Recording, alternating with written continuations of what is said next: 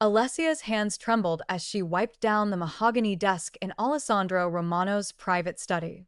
The afternoon sun filtered through floor-to-ceiling windows, casting golden light across the papers scattered before her. She shouldn't look. She never looked. In the 3 months she'd worked at the Romano estate, she'd perfected the art of being invisible, dusting around confidential documents, vacuuming near-whispered phone conversations, existing in the spaces between danger and domesticity. But today, one particular document caught her eye. It wasn't the elegant letterhead or the impressive signatures that made her breath catch. It was the language in Section 7, subsection C, words that sent ice through her veins because she recognized them. Words that had destroyed her life once before, her heart hammered against her ribs. She should move away. She should finish cleaning and disappear back into the kitchen where she belonged. But her eyes, trained by years, she tried to forget, traced the claws again and again. "No," she whispered to the empty room. "This can't be right." The door opened. Alessia jumped, her cleaning cloth falling to the floor as Alessandro Romano himself walked in, 6 feet 3 inches of controlled power, dressed in a charcoal suit that probably cost more than her yearly salary. His dark eyes, the kind that could order a man's death without blinking, swept the room and landed on her with casual indifference. "Are you still here?" he said, his voice smooth as expensive whiskey. I was just finishing, Mr. Romano." Alessia bent quickly to retrieve her cloth, hoping he hadn't noticed her staring at his papers, hoping her face didn't betray the alarm bells screaming in her mind. But as she straightened, her eyes met his, and before she could stop herself, before years of keeping her head down and her mouth shut could silence her, the words tumbled out. "Excuse me, sir, but this clause is a trap." Alessandro Romano's smile, the polite, dismissive expression he wore for people he considered beneath his notice, froze on his face. Then slowly, impossibly, it faded completely. What did you just say? What secret was Alessia hiding? Why did a simple Maid recognize legal language that most lawyers would miss? And what would happen now that she'd spoken words that could change everything? The answers would shock Alessandro Romano to his core and expose a world of injustice he never knew existed. But first, Alessia had to survive. What came next? 3 months earlier, Alessia had walked up the curved driveway of the Romano estate with her last $15 in her pocket and desperation in her heart.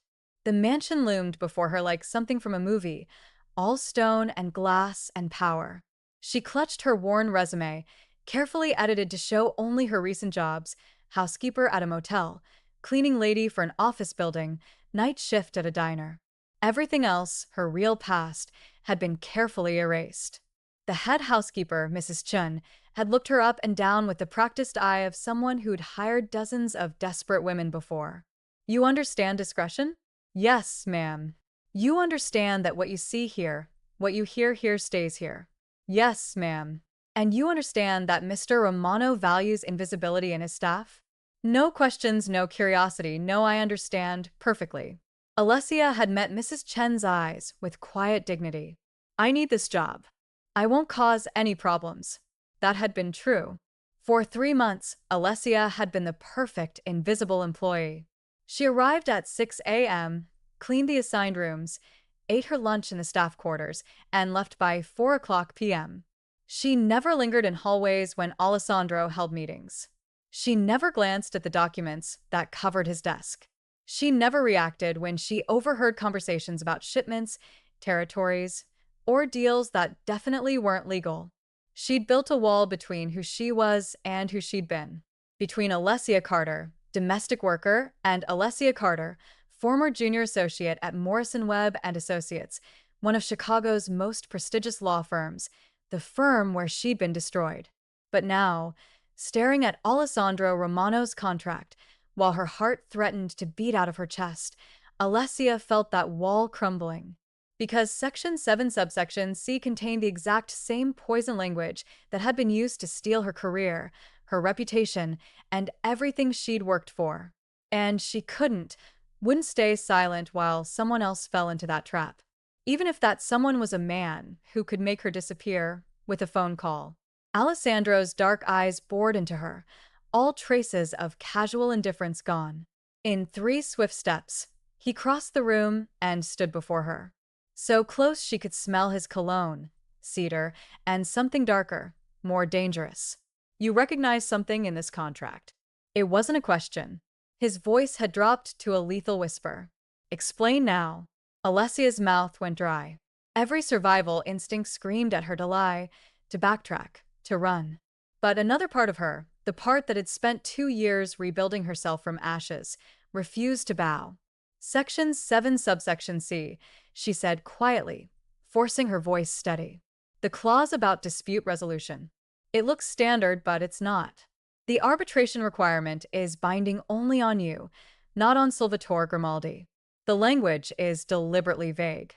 Any party may seek versus all parties shall be bound by. It means Grimaldi can sue you in court, but you can only go to arbitration. With an arbitrator, he chooses. You sign this, you're giving him a loaded gun. The silence that followed felt like drowning. Alessandro stared at her, truly looked at her for the first time since she'd started working for him. His jaw tightened. Something shifted in his expression, like a predator recognizing intelligence in what he'd assumed was prey. Who are you? He asked slowly. In that moment, as Alessandro Romano's world tilted on its axis, Alessia knew there was no going back. The secret she'd buried was clawing its way to the surface. But revealing her past meant exposing the injustice that had destroyed her and the powerful people who wanted to keep her silent. Would Alessandro believe her, or would he see her as just another threat to eliminate? The truth was about to explode, and no one would be the same after. I need you to sit down, Alessandro said, his voice carrying that tone of absolute authority that made even his most dangerous associates obey without question. He gestured to the leather chair across from his desk. Alessia didn't move. I should go. I shouldn't have said anything. Sit down. Not a request. Her legs obeyed before her mind could protest. She sank into the chair, the same chair where she'd seen Alessandro conduct million-dollar negotiations, where men in expensive suits had sat and tried to hide their fear. Now she sat there in her simple black cleaning dress, her natural curls pulled back in a practical bun, facing a man who could destroy what little life she'd rebuilt. Alessandro moved around the desk, picked up the contract, and set it in front of her. Then he pulled up a second chair, not behind his desk in the position of power, but beside her, close enough that she could see the sharp intelligence in his dark eyes. Read it, he commanded. All of it. Tell me what else I'm missing. Mr. Romano, Alessandro, he leaned back, studying her with unnerving intensity. And you're going to tell me your real name, your real story. But first, you're going to tell me every single trap in this contract, because if you're right about Section 7, there's a reason you know it, and I'm going to find out what that reason is. If you're enjoying this story and want to see what happens next, please subscribe to our channel and let us know in the comments where you're watching from. Your support means everything to us as we continue bringing these stories to life. Alessia's hands shook as she pulled the contract closer. Her mind was already analyzing, dissecting, seeing patterns that most people, even most lawyers, would miss. It was like muscle memory. This ability to read between the lines of legal language, the skill that had once been her greatest asset and then became her greatest curse. Section 4, the payment terms, she began, her voice growing steadier as she slipped back into the professional persona she'd buried. The initial payment of $5 million is clear, but the additional compensation based on performance metrics to be mutually agreed upon, that's a time bomb. There's no definition of what those metrics are, who defines them, or what happens if you disagree. Grimaldi could claim you haven't metrics you never agreed to, withhold payment, and sue you for breach when you don't deliver more. Alessandro's expression darkened. Continue. Section 9. The confidentiality clause. It's one-sided. You're bound to absolute silence about this deal and all related business. He's bound to reasonable discretion. That's not enforceable against him, but it's a hammer he can use against you. If anything about this deal goes public, you're automatically in breach. He can leak everything and face no consequences. Keep going. For the next 20 minutes, Penelope dissected the contract piece by piece. She showed him the hidden escape clauses that gave Grimaldi complete flexibility while locking Alessandro into ironclad obligations. She pointed out the liability provisions that shifted all risk onto Alessandro's shoulders. She explained how the indemnification language would make Alessandro responsible for any legal troubles that arose, even troubles Grimaldi himself caused. By the time she finished, Alessandro's face had gone from dark to thunderous. "This entire contract," he said slowly, "is designed to destroy me." "Yes." Alessia met his eyes. "Whoever drafted this is very, very good. The language looks standard on the surface. Most lawyers would approve it, but underneath it's a masterclass in legal manipulation. Sign this and Salvatore Grimaldi owns you, and when he's done using you, he can destroy you without breaking a single law." Alessandro stood abruptly pacing to the window, his hands clenched at his sides, the only visible sign of rage in a man who'd built an empire on controlling his emotions. "I've done business with Grimaldi for 5 years," he said quietly. "I trusted him. This deal, this partnership was supposed to expand my territory, legitimize some of my operations. My lawyers reviewed this contract, 3 of them. They all said it was fine. They're either incompetent or paid off." The words came out flat, certain. Alessandro turned sharply. You sound very sure about that. "I am. Because this has happened to you before." It wasn't a question. Alessia felt the walls closing in. Felt the weight of the past she'd tried to escape pressing down on her chest. But there was no hiding now. No going back to being invisible. "Yes," she whispered. "This exact same kind of contract happened to me, and it destroyed my entire life." The words hung in the air between them, a confession, a warning, a shared wound. Alessandro Romano, a man who trusted no one, suddenly saw Penelope not as a servant, but as someone who'd been broken by the same kind of betrayal he'd almost walked into.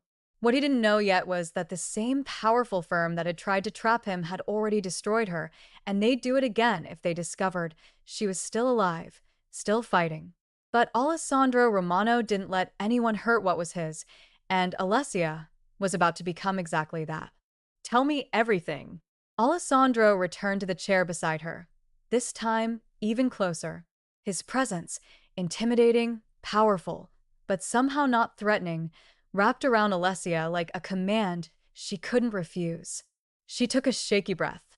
The story she'd never told anyone, the truth she'd buried under 3 years of silence, clawed its way up her throat. "My name is Alessia Elizabeth Carter. 4 years ago, I graduated top of my class from Northwestern Law. I got hired at Morrison Webb and Associates, one of the biggest corporate law firms in Chicago. It was my dream job. I worked 80-hour weeks, did everything perfectly, and after 2 years, I made junior associate." Alessandro listened without interrupting, his dark eyes never leaving her face. 3 years ago, I was assigned to a major case. A client wanted to acquire a rival company, hostile takeover. I was tasked with reviewing the acquisition contracts. And I found something. Her voice cracked. "Hidden clauses just like in your contract. Brilliant, nearly invisible legal traps that would have destroyed the target company and exposed our client to massive liability. You reported it. I reported it to my supervising partner, James Webb, himself. I thought I was doing the right thing, protecting the firm, protecting the client." She laughed bitterly. "I was so naive. What did Webb do?" "He thanked me, told me to rewrite the contracts correctly." I did. "I worked 3 days straight to fix every trap, every hidden clause. I submitted the clean version."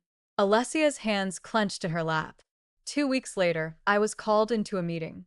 Webb Morrison and 2 senior partners. They accused me of falsifying documents.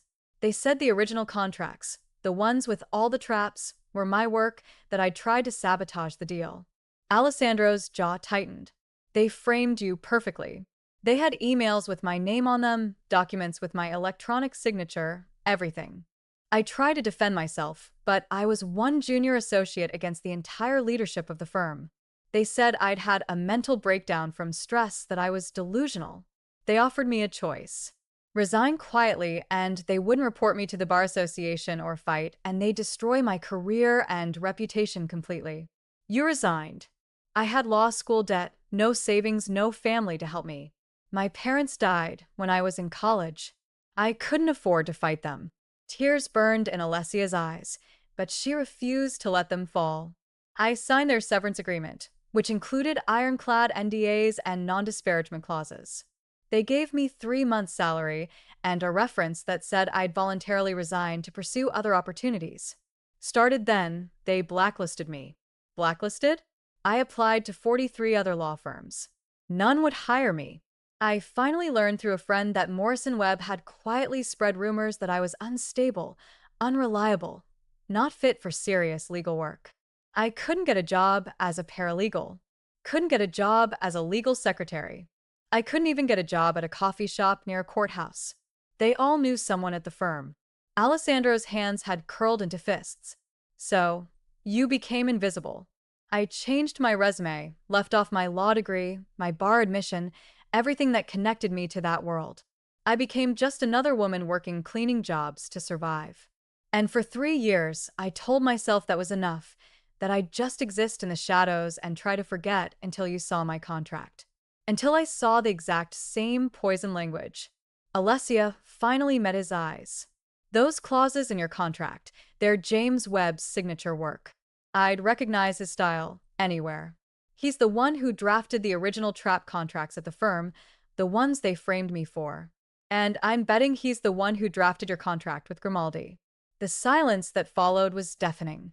Alessandro stood slowly, moved back to his desk, and picked up his phone. Michael, he said into it, I need the name of the law firm that drafted the Grimaldi contract now. A pause. Then Morrison Webb and Associates boss out of Chicago. Alessandro's eyes locked on Penelope, and what she saw there made her breath catch. It was rage, yes, cold and controlled, and absolutely deadly. But underneath it was something else, something that looked almost like respect. Michael, Alessandro said, still watching her, cancel the Grimaldi meeting. Tell him I need another week to review the contract and get me everything, and I mean everything, on Morrison, Webb, and Associates, and a former associate named Alessia, Elizabeth Carter. He ended the call. You saved my life today, he said quietly. Or at least saved my empire. A debt like that doesn't go unpaid in my world. I don't want payment, Alessia whispered. I just couldn't watch them do to someone else what they did to me. Well, that's unfortunate. Alessandro moved around the desk, leaning against it in front of her, because I always pay my debts. And right now, Alessia Elizabeth Carter, I owe you everything. Which means you're about to get two things: justice and protection, whether you want them or not. In that moment, everything changed. Alessandro Romano, a man who ruled Chicago's underworld with an iron fist, had just declared war on one of the city's most powerful law firms. But Morrison Webb and Associates had destroyed countless people who dared oppose them. They had connections, money, and absolutely no conscience. The moment they discovered Alessia was still in Chicago, still alive, still capable of exposing their crimes, they'd come for her with everything they had. And Alessandro's protection might be the only thing standing between Penelope and complete annihilation. But protection from a mafia boss came with a price all its own. The next 48 hours passed in a blur that Alessia would remember for the rest of her life. Alessandro didn't just investigate Morrison Webb and Associates. He dissected them. His people worked around the clock, and what they found made Alessia's destruction look like amateur hour. Webb and Morrison had been running the same scheme for years, creating deliberately flawed contracts for powerful clients, then using those flaws to blackmail, control, or destroy anyone who became inconvenient. They'd ruined competitors, silenced whistleblowers, and made millions in the process. And Penelope hadn't been their only victim. There are at least 7 others. Michael, Alessandro's second in command, reported during a meeting in the study. Alessia sat in the corner, still wearing her cleaning uniform because she hadn't been home. Alessandro had assigned 2 guards to watch her apartment and had insisted she stay at the estate until this is handled, whatever that meant. 7 lawyers, all women, all brilliant, all destroyed by accusations of misconduct or instability. All of them signed NDAs. All of them disappeared from the legal profession.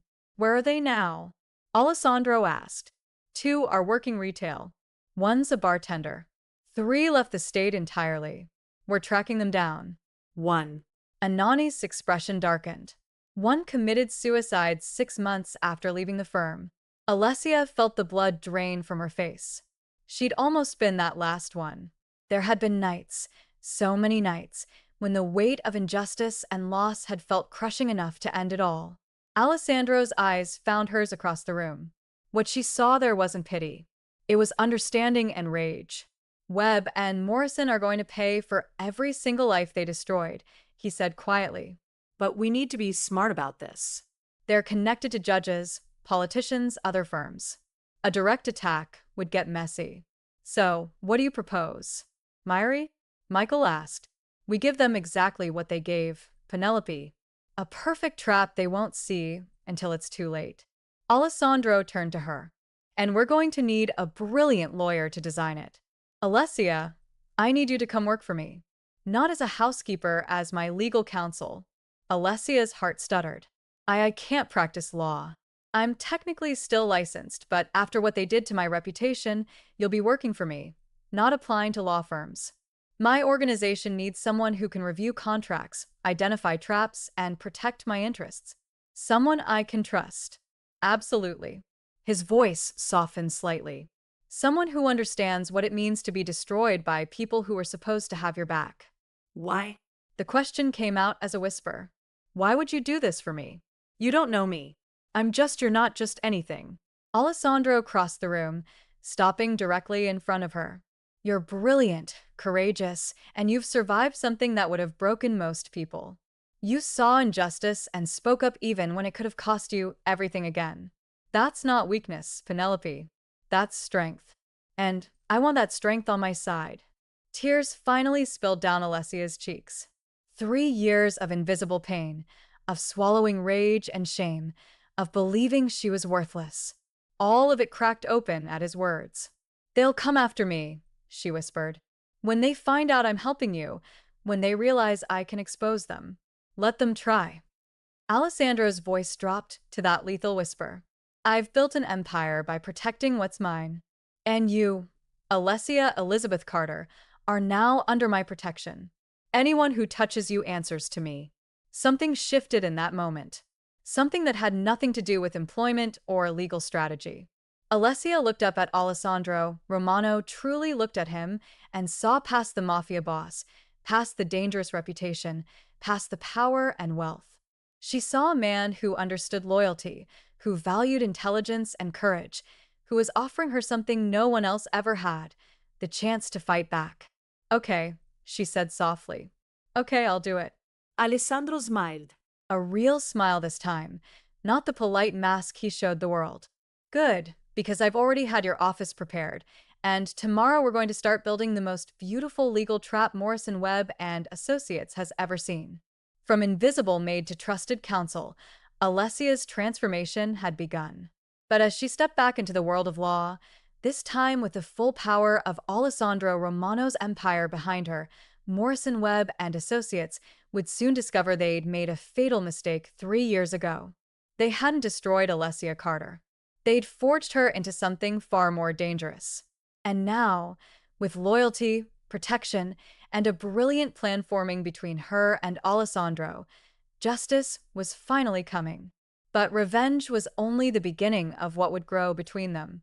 3 months later, Alessia sat in Alessandro's study, but this time behind her own desk, surrounded by law books, 3 computer monitors, and a stack of contracts that would have made her former firm weep with envy. Her natural curls, no longer pulled back in a severe bun, framed her face in soft coils. She wore a tailored navy suit that Alessandro had insisted on buying her. My counsel represents me, he'd said. She needs to look the part. But the real transformation wasn't the clothes or the office.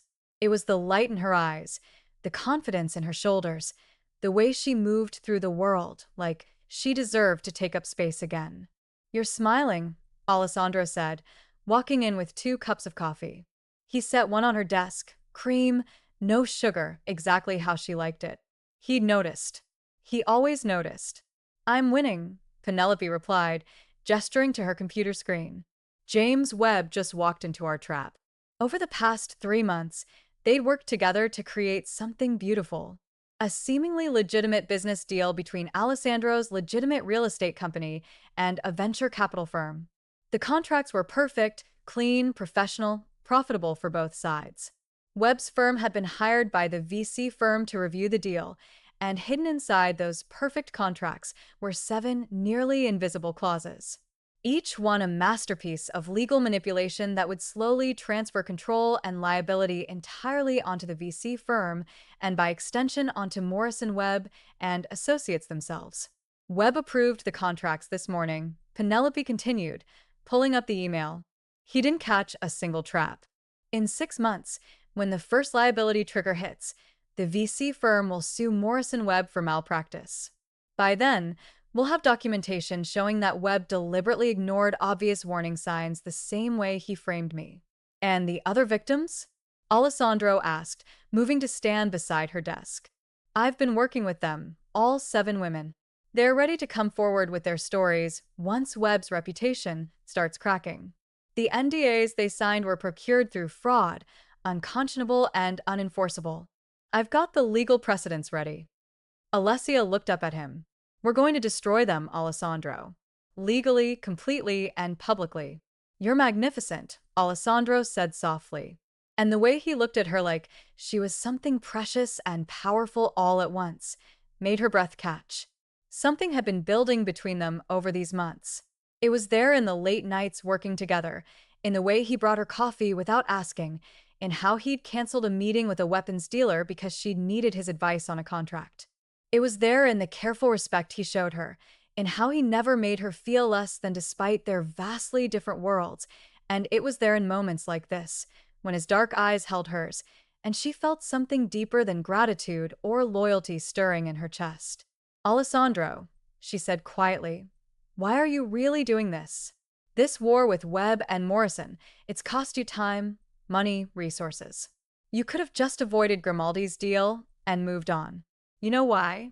He leaned against her desk, close enough that she could see the faint stubble on his jaw, smell his cedar cologne. Tell me anyway.